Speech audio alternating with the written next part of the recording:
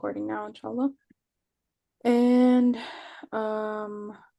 yeah, going live just takes a second, but I wanted to just make sure you were back. No worries, no worries, no worries.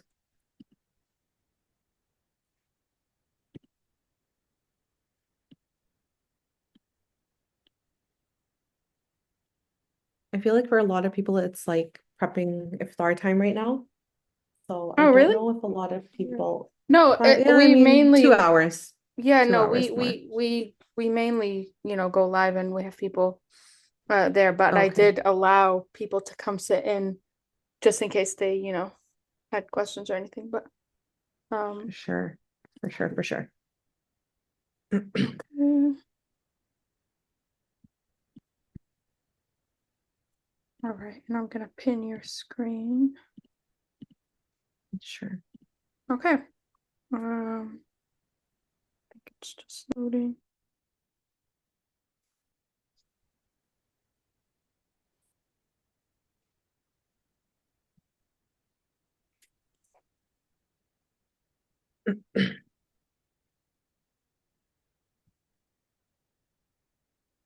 Okay, and we're live, inshallah. So, assalamu alaikum wa rahmatullahi wa barakatuh, everyone.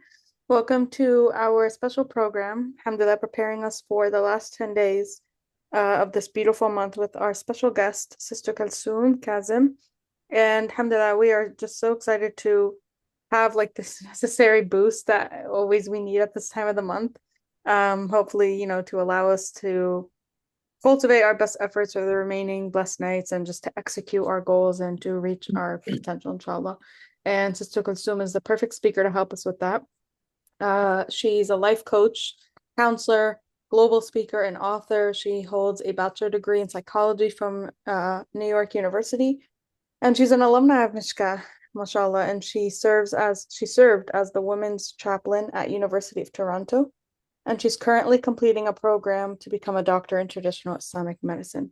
She's also studying ijazat in several Islamic sciences, and she inspires to spread the message of Islam and create a healing and positive environment for Muslim women with the various projects she's involved with. So, I mean, everyone has their own challenges in Ramadan, but I think in general, we can all take away tips to help us just reach our personal potential, whatever that may be, if you're like a parent or a student or, something like that. So we're just excited to learn and take some tips, inshallah, from you.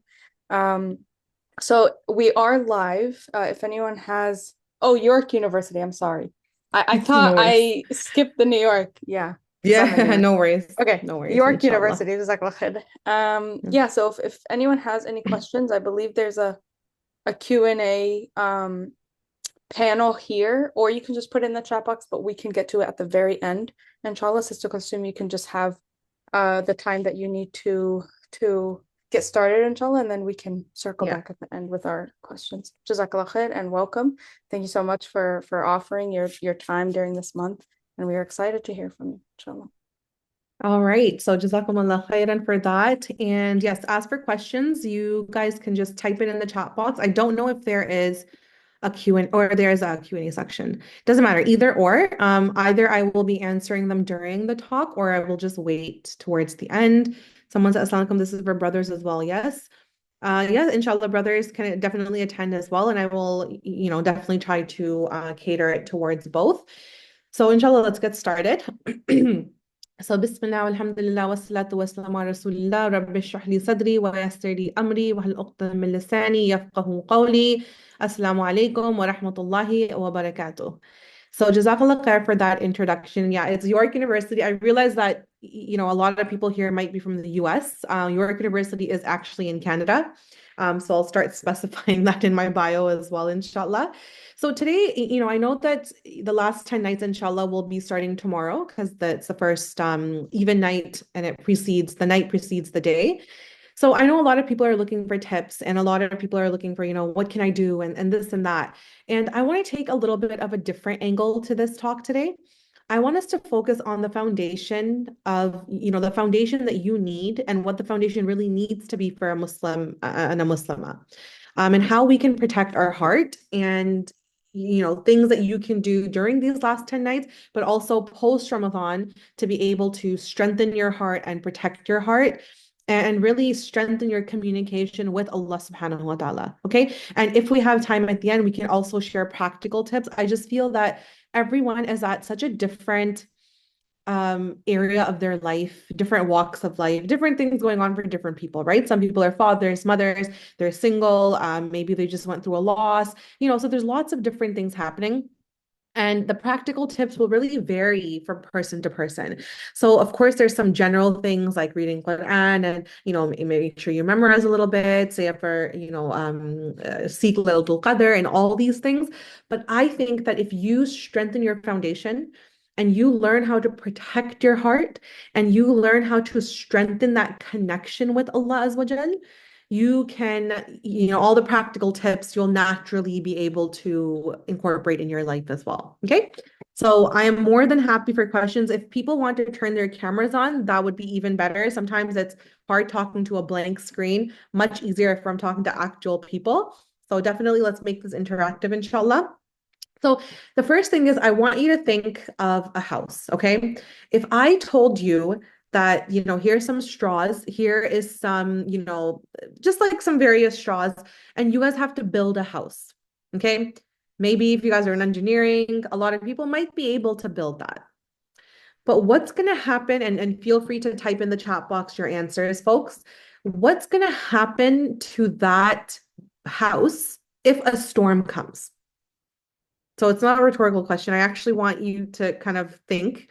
I know that it's nearing iftar time, but it's a very basic answer. What's going to happen to that house that's made of brick if a storm comes? Anyone? This is going to show me that you guys are listening. Let's say you didn't layer the house properly, you didn't, there were just basic straws and you're not layering properly and there's nothing to fix it up with. What do you think is going to happen to that house when a storm comes, when thunder happens, when it rains? It's going to get destroyed. Absolutely. Is going to get destroyed. Why? Yeah, the house is going to fall. 100% Aisha. And yeah, Brother Alim Khan said cave in or blow away. Yeah. And the reason that is because the foundation of that house isn't strong. Okay. And that metaphor, that example is much like our life. That storm is like all the trials that you're going to face in this life. Okay. Many things happen to different people. Allah subhanahu wa ta'ala says he's going to test you with loss of health, with loss of wealth, and many different tests. Okay, as an ummah, we're struggling. Okay, as individuals, we're struggling. So when that storm comes, if your foundation isn't strong, guess what's going to happen to you? You're going to break. And I'm in the mental health field. So, stress gets amplified. Anxiety is on the rise. People don't have general coping skills. And that's just when storms come. And storms will come because guaranteed Allah subhanahu wa ta'ala is going to test you. Okay. So first you have to strengthen your foundation. Okay. I know people love going, here and there and, doing all these things that kind of increase their spirituality and increase that Islam inside of them, you could say. And that's all fine, right? I think we're a spiritually high culture that likes to get spiritually high anyways. But subhanAllah, if your foundation isn't strong, that high is going to have a dip very fast. Okay. And so what's that foundation? That foundation is first your salah. Okay. That foundation has to be your salah because it's the oxygen for your heart and your soul. And if your salah isn't on point, right? You're not praying 5 times a day. You don't know what you're praying in your salah. You're not connecting with Allah in your salah. Your mind is somewhere else. That's going to affect the rest of your day, and that's going to affect the rest of your life. And when the storms come, you will collapse. You're not going to be as resilient. And subhanAllah, I always use this Fajr example. When Fajr comes in during Ramadan, everyone knows the exact specific moment that Fajr is going to come in and the exact specific moment that Maghrib hits, right? Am I right, guys? Are you guys with me so far? Everyone knows the precise minute and the precise second, and no one's going to, even with subhanAllah, when I was giving the time for this talk, I gave it like 2.5 hours in advance because I didn't want to do a talk right before iftar time hits. Yeah. So everyone knows the salah times in Ramadan. And subhanAllah, when Ramadan ends, we're like, when is Asr? When is Maghrib? Did I miss Fajr? Did I miss Dhuhr? And it shouldn't be like that. Right? Our life should circle around the prayers, not the other way around. Our life should circle around the prayers, not, you trying to catch up and make up your prayers and catch up with it. And there's 5 minutes left and you're like hurrying up. And, that's not the way it has to be. Because in order for you to really face that storm head on and have that resilience, you have to strengthen that salah. Okay, you guys with me so far? Another thing is that if, a lot of people here in Canada, at least, there's a flu and a virus going around. And subhanAllah, many people go to the doctor for different various things. And when you go to the doctor and that doctor gives you a prescription, most likely you're going to take it, right? Do you guys take your prescriptions? And that's the thing, right? Because that doctor knows how to heal you. That doctor knows what remedy you need in order to cure your flu, your virus, your stomach bug, your pain. We go to a doctor for pain that we feel. Yet subhanAllah, Allah subhanahu wa ta'ala, the best doctor of all, the best, the best one that can give us the remedy for all our problems, that has the solutions, is telling you in a prescription that you need to pray salah 5 times. You need 5 doses of salah, plus you need the additional qiyam and tahajjud and tarawih if you're able to do those as well. And highly recommended. Okay, especially in today's climate, we need that full-on resilience. So Allah subhanahu wa ta'ala is giving you that prescription. And if you're not taking it, there's something happening. That's a you problem. And I know that it's challenging, guys. I know that it can get hard. I know that it can get, challenging for sure. But subhanAllah, if you think about it, it only takes maybe 5 minutes to pray each of your salahs. Okay, you guys with me so far? So you have to learn how to, pray your salah, learn what you're reading in your salah, memorize the Quran so you can read that Quran in your salah and really connect with Allah during that salah. The second thing you need to do to strengthen your foundation is you need to learn the Quran. You need to connect with the Quran. You need to befriend the Quran. This is the month of the Quran. Okay, this is the month of the Quran, but this month shows up nicely if you, in your whole year, have that connection with the Quran. If you in the year are not reciting Quran, you're not memorizing Quran, you're not pondering upon the Quran, there's no tadabbur, there's no tafakkur, there's no reflection, then in Ramadan it's going to show up. Okay, Ramadan is not the time. I mean, I'm not going to say it's not the time. For sure, you can start building that relationship now. It's never too late. But this is the time to amplify your deeds. So the practice months are the other 11 months. And this 12th month is for you to put it into practice. Okay, so you need to learn how to recite the Quran with proper tajweed. You need to learn how to read the Quran and ponder upon it. You sit and you analyze the Instagram video that you saw, the Instagram story or the sheikh that you heard or sheikha that you heard. And, you're like, oh my God, and ha ha. But subhanAllah, when you read Qul Huwallahu Ahad, Allahu Samad, the shortest surah, which most likely people read, when they're trying to speed up their salah, do you even know what that means? What does that mean? SubhanAllah, we've lost touch with that Arabic language. And the Quran was revealed in Arabic. So in order to understand the Quran, you need to strengthen your connection with Arabic. Okay, so again, this Ramadan and after Ramadan, make sure you strengthen your foundation through the salah and through the Quran. Just let me know if you guys are with me so far. You guys can hear me. Am I speaking too fast? Am I speaking too slow? And you know what's going to happen is if you don't learn what Allah subhanahu wa ta'ala is asking from you through the Quran and Sunnah, you're going to be at the mercy of secular sciences. There's nothing wrong in learning that, right? Allah subhanahu wa ta'ala said you can learn some of these things for sure. But you're going to start looking to secular people to teach you your deen. You're going to start looking at non-Muslims that tell you about how to pray, that tell you what Allah wants from you, that tell you how to treat your depression when Allah subhanahu wa ta'ala is already telling you. Okay, so number one is strengthen your foundation. It's very basic, guys. And the second thing is, now that you have strengthened that foundation, how do we protect the heart?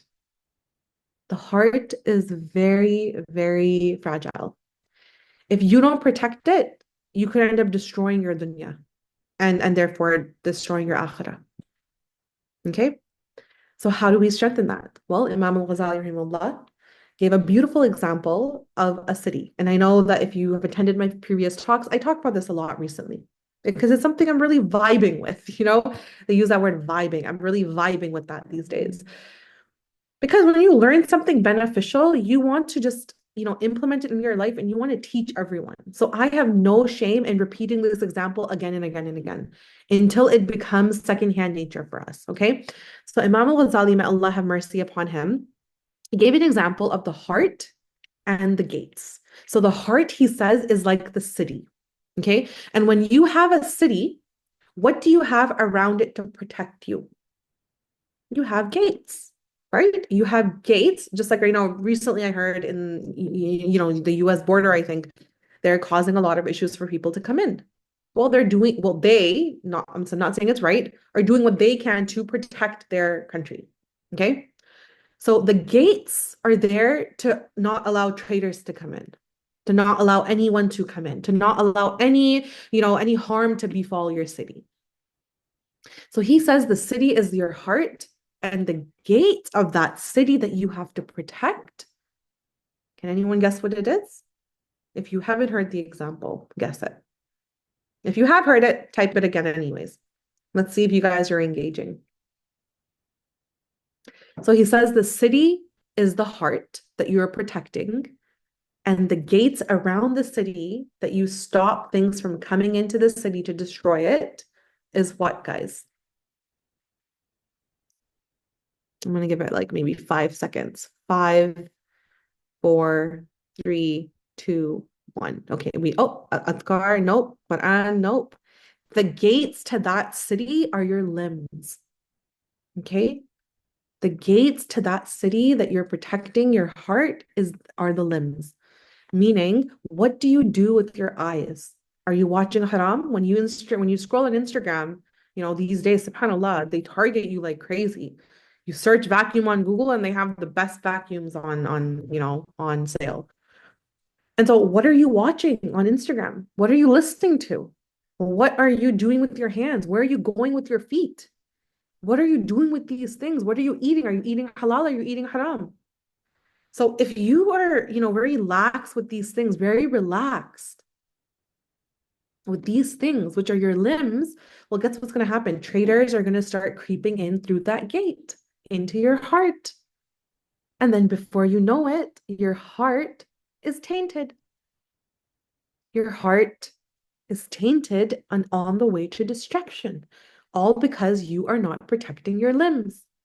You are not protecting what you watch with your eyes. You are not protecting what you say with your mouth. Are you doing ghiba? You're not protecting where you walk with your feet. Are you around people that are drinking alcohol and doing haram? So the reason I mentioned that in preparation for the last 10 nights is that you need to do a retrospect of your life, folks.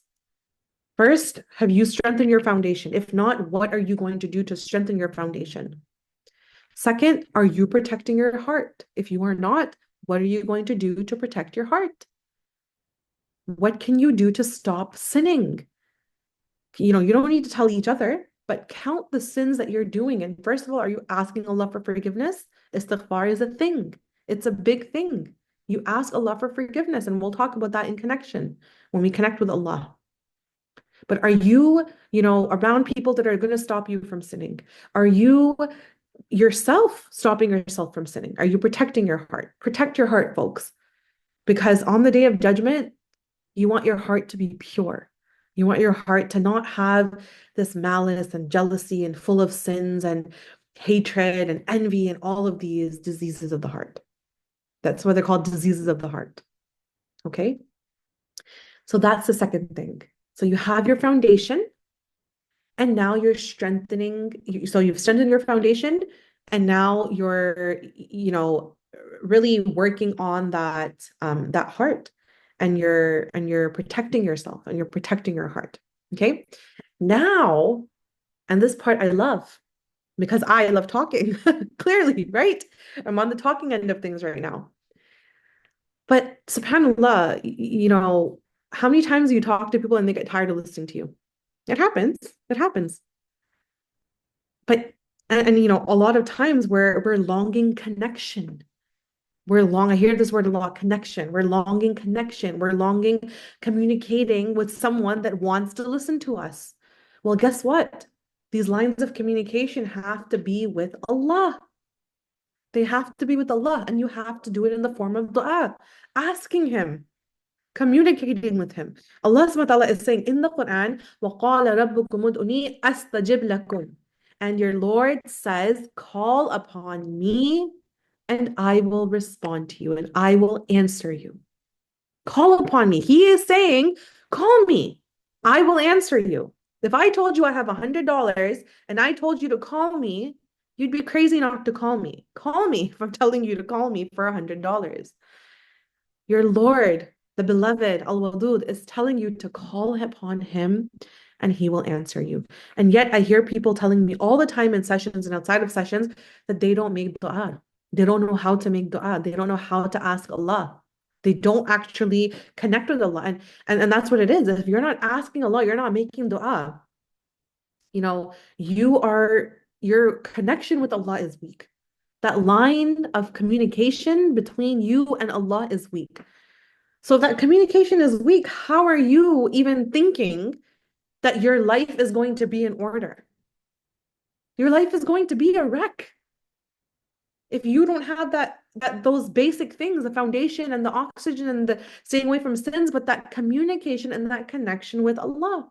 And when it comes to dua, I like to use this example of Allah as Lord of the impossible, which means that Allah created the heavens and the earth. And, these days I'm memorizing Surah Al-Mulk, and it talks about, subhanAllah, the beauty that you see surrounding you, apart from, talking about the day of judgment and Jahannam and everything. And subhanAllah, He made the heavens and the earth and the trees and the sky, and He is Lord of the things that we see as impossible. So why wouldn't He give you the things that you see as possible? Why? Why would He not give you the things that are possible for Him? He is Lord of the impossible. He can definitely give you things that are doable. You wanting a husband, you wanting some money, you wanting to go for Umrah, you wanting to go for Hajj, you wanting to, whatever it is, He can give it to you. All you have to do is ask. And the best part is that, when you get in the habit of asking, you can easily avoid jealousy. Because when you're asking Him, the first thing is that He is always going to accept your dua. That's the thing about being a Muslim, right? Your dua is always accepted. It's a win-win-win-win situation. Because if you ask, the best thing is He's going to give to you. The other best thing is He's not going to give it to you now. He's going to give it to you later. Or 3, He's going to give you an alternative. Or you're going to get it in Jannah. And they're all best because Allah is the best. And He knows what we want and how we want it, and everything that He does to us is best, is good for us. So it's a win-win-win situation, so you don't lose. So when you're asking Him, He's going to give you. And when He gives you, you might just stop comparing yourself to the other people around you. You might stop comparing yourself to the people that you see on Instagram that are traveling, that have babies, that have marriages, that have this, that have that. SubhanAllah, this world of social media is very scary. It's very, very scary. So you can easily avoid jealousy by you just connecting with Allah, because now you're asking the right person, you're asking the right deity, and you are expecting good in return, because you know that only good will happen if you ask Allah. Are you guys with me so far? So here is the etiquettes of making dua. Okay. Number 1 is start with praising Allah. So take this into your last 10 nights. Yeah. Take this into your last 10 nights and really cultivate it. Start with praising Allah and sending salawat on the Prophet ﷺ. When I started my talk today, I praise Allah and I sent salutations on the Prophet. May Allah have mercy upon him and reunite us with him. So start by praising Allah and sending salawat on the Prophet ﷺ. The next is intention and mindfulness. Are you making dua haphazardly? Or are you actually making dua knowing that Allah is listening to you, understanding that He's answering you? That's beautiful. You don't have to worry about connection. He's there listening to you, wanting to accept your dua. All He's saying is, you come to me and ask. Okay, so the next thing is intention and mindfulness. The third thing when you want, learn the etiquettes of making dua is calling upon Allah's name. And He has many, okay? Many, many different names. Al-Razak, Al-Wadud, Al-Latif, Al-Khabir, all of these names of Allah subhanahu wa ta'ala. So call upon them, call upon Him using these names. Learn about these names. Learn about the 99 names of Allah. And there's even more, okay? But these 99 names are the ones that are agreed upon. And number 4 is conviction in Allah and His plan. Conviction and understanding that when you ask, if you don't get that thing that you wanted, He's still listening and you're going to get something better or an alternative or something later, or you're going to get it in Jannah. You just have to trust that Allah knows best for you. We're weak, we're fragile, we are imperfect. We don't know what we want, but Allah knows. So trust Him. Okay? That's the etiquette of making dua. And the other kind of thing that I wanted everyone to do here during the last 10 nights is make a dua list. It's really easy. Pull out your phones, pull out your journal, put out a piece of paper, write down your top 5 to 10 duas. What do you want in this world? You want to learn Arabic? Write that down. You want to gain some ilm? Write that down. You want a husband? Write that down. Ask Allah, pull it out during iftar, pull it out during suhoor, pull it out during tarawih, pull it out during, after tarawih, obviously, pull it out during qiyam, pull it out during the last, the last odd nights. Pull these du'as out and read and ask Allah. And in the etiquette that I just taught you. And, subhanAllah, there's a dua that I want to end off with before we kind of take some questions and answers. And this dua I want everyone to memorize is Allahumma innaka afuwan tuhibbul afwa fa'afwan. Oh Allah, indeed you are pardoning. So you love to pardon, so pardon me. And usually we ask for forgiveness. Oh Allah, forgive me. Oh Allah, forgive me. This is actually my favorite dua. Because forgiveness is that if something is done to you, you remember that something and then you forgive that person. But afu is when it's kind of like that sin or that deed is wiped clean off of your slate, as if it never happened, as if it's not even in your records. So when you're making that dua, Allahumma innaka afwan tuhibbul afwa fa'fu anna, you're asking Allah to, forgive you in a way that sin doesn't even exist in your deeds, in your books. Imagine that. You walk in on the day of judgment and you have a book that's filled with good deeds. And all you need to do is memorize this dua and read it and believe that Allah subhanahu wa ta'ala is going to accept it. So, of course, I didn't want to touch upon practical tips. The reason is because I want everyone to strengthen. I think we take all these practical tips and we apply them very beautifully, right? And you can get many practical tips these days about maximizing your sleep, about, doing your dhikr, about water intake, about what foods you should eat, about exercising, about all of this during the last 10 nights.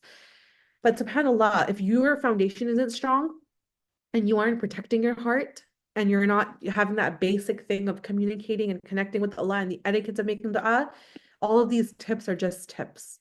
Okay, so I want us to leave at that, but I'm very open to questions for the next little bit. So subhanakallahumma wa bihamdik, ashhadu an la ilaha illa ant, astaghfiruka wa atubu ilayk. How is everyone doing? You guys are a quiet bunch. I know that people might be watching this later. If you guys do want to connect with me, you guys can definitely follow me on Instagram. I don't have the link saved, but if someone is here, can someone type it in the chat box? Just the link to my Instagram page. You guys can definitely connect with me over there and definitely, reach out to Mishkah University. They have amazing programs, amazing things. I am an alumni of Mishkah as well. They have great opportunities for learning. And so definitely reach out to us if you need help, if you need support, or have questions that you need answered. Yes, Jazakallah khair. So please go ahead and I would love if you could follow my account, connect with me there. But I will take the next few minutes to answer any questions, inshallah.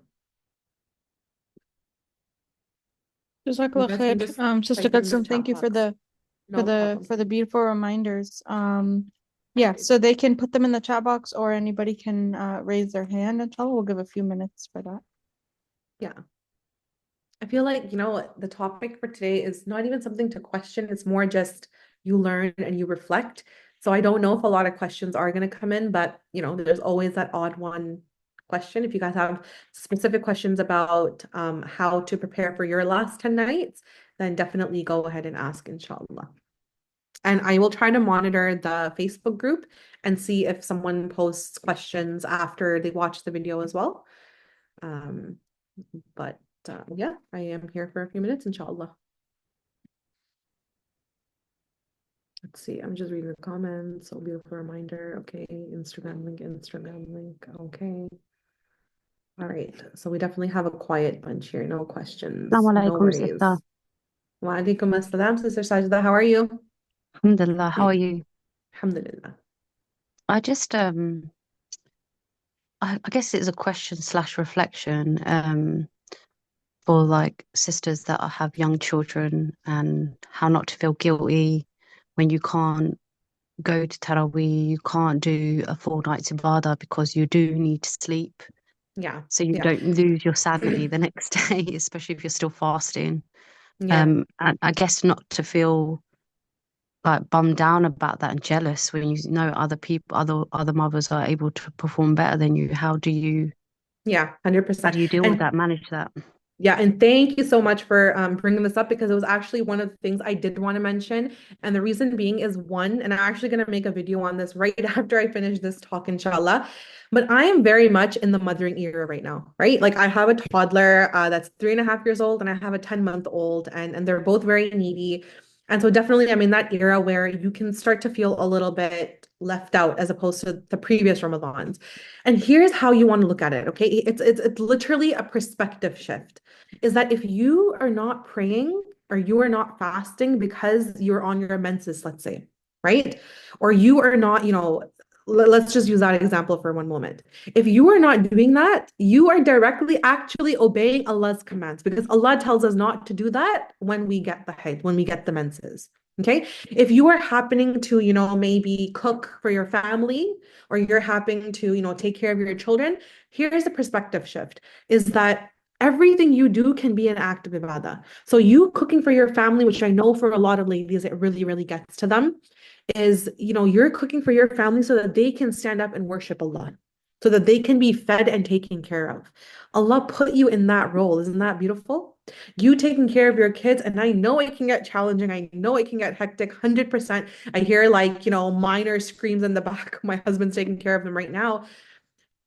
Allah gave you that opportunity, right? And when you think of that perspective shift, and sometimes I know that it's very challenging, is that everything that you do can be an act of worship. You making that chicken, you making that lasagna, you changing that dirty diaper, you not being able to go to Taraweeh, this and that, is you doing what Allah is asking you to do.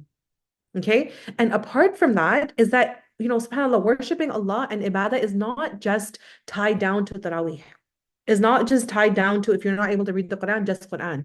There's always dhikr. And that's the beauty, right? Is that for a Muslimah, you can always make sure your tongue is moist with the dhikr of Allah. So I would say that it's just a perspective shift and an understanding that everything can be worshiping Allah. That's how I would like to look at things. And it helps me a lot. So I would love to hear your comments, inshallah. Let me know if that helps, though, Sister Sajda. Definitely, it's just a good reminder. I think we're so busy in our lives as mothers. I'm grateful finding your link and coming on because I was like, let me go hear what she has to say, and everything's beneficial. Khair, thank you. Jazakallah khairan. Yeah, no worries. I know that it gets hard But just remember, Allah put you in this position and, you find your way unique. That's why I don't give practical tips sometimes because everyone's journey is so unique. I don't want to say, all right, guys, so try to memorize, this surah. Well, the person that cannot memorize it might feel really down. So there's no really practical tips that work for everyone. You find what works for you and then you do that and then you work your way up to Allah, inshallah. All right, Amna had a question, and then I think Sister Hawida had a question. So go ahead and Amna. Ramadan, Sister Kulsoom, this is Tayyiba. Walaikum assalam, Tayyiba. I had a question. I wanted to know, like, what's the best form of worship, like, during the last 10 nights? Like, sometimes, like, reading Qiyam and reading Taraweeh might be hard, but would you say that it's more important to focus on, like, praying Qiyam or reading Quran and doing dhikr?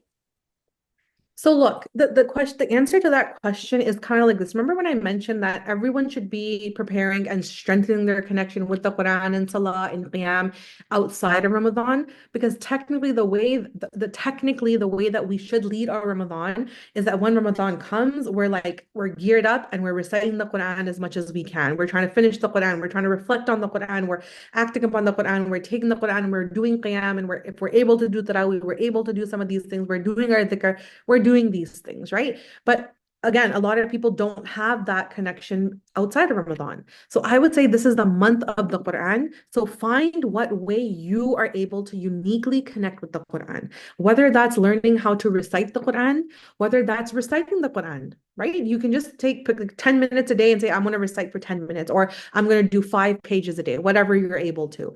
Learn the Quran, watch some tafsir videos, okay? Learn and do some reflection on the Quran, take an ayah and reflect upon the Quran. Alhamdulillah, so many organizations, so many institutes are doing so much khair. There's so many videos, so much work out there, pre-iftar videos and post-suhoor videos. So there's a lot out there that can actually motivate you. But the simple answer to that question is that you find your unique way to learn the Quran. If you're someone, for example, who doesn't connect with the Quran outside of Ramadan, well, this is your time to start connecting. If you're someone who already reads the Quran and ponders upon it, then you try to, amplify your qiyam.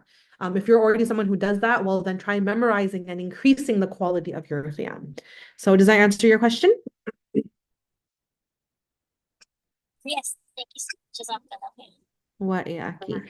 And I think someone else had a question. I think, any other questions, guys? These are great questions. I think they definitely are, practical and they help everyone in one way or another. So, barakallahu feekum for answering questions and being so keen on learning. Alhamdulillah. Great. So I'm seeing comments here. Intention is everything. MashaAllah, that's great advice. Alhamdulillah. All good is from Allah. All right. So if there are no more questions, I'm going to pass it back to the host.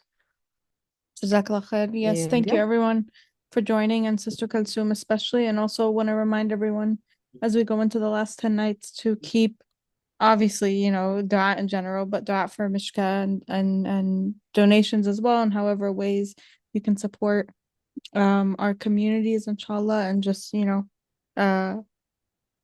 try our best, inshallah, to up the dua and up all of the practical tips that Sister Kulsoom gave us, inshallah, and not leave anything out besides ourselves. Try to remember everything, inshallah, and everyone. Yes, inshallah. And, especially keep Gaza and all the surrounding places in your dua. Our ummah is burning, is suffering, and we have to figure out, are we feeling that pain or are we numb to that pain? So the believer feels the pain that their, brothers and sisters feel. So let's keep them in their du'as and try to unite as an ummah so that we can make change and have some khair, inshallah. Jazakallah khair, everyone. Have a great iftar with your families. Wa iyaakum wa iyaakum. Assalamu alaikum. Wa alaikum assalam wa rahmatullahi wa barakatuh.